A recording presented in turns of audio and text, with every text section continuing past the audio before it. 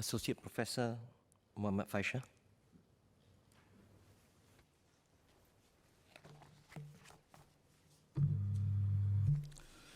Sir, Malaysia, Indonesia, and Brunei are our closest neighbors.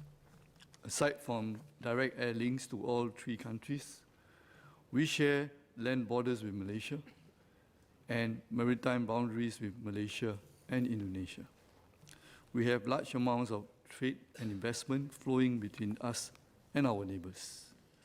The people of our countries share long-standing historical and familial ties.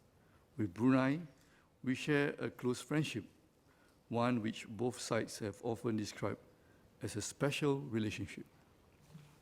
There has been much progress in bilateral cooperation between Singapore and our three neighbors. Most recently, Singapore and Malaysia have jointly lowered tolls on the second link. There are more companies investing in Indonesia than before. Our youth exchanges with Brunei continue to grow. Our close ties are underscored by our special currency interchangeability agreement with Brunei. As with all neighbors, we sometimes have differences too.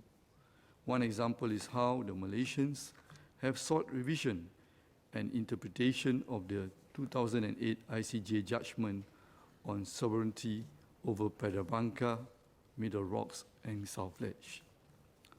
I note that Malaysian PM Najib Razak has just participated in the 8th Singapore-Malaysia Leaders Retreat in Singapore.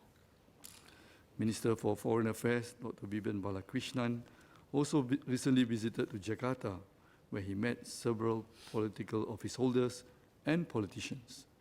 In addition, Deputy Prime Minister Teo Chee Hean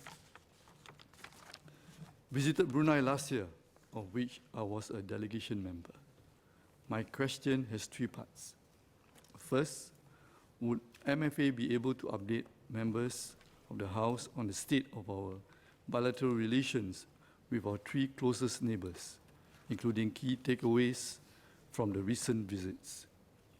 How will we work to maintain our relations with our closest neighbors for the benefit of our peoples? Second, as Malaysia enters into election mode, what is MFA's view on its impact on bilateral relations, if any?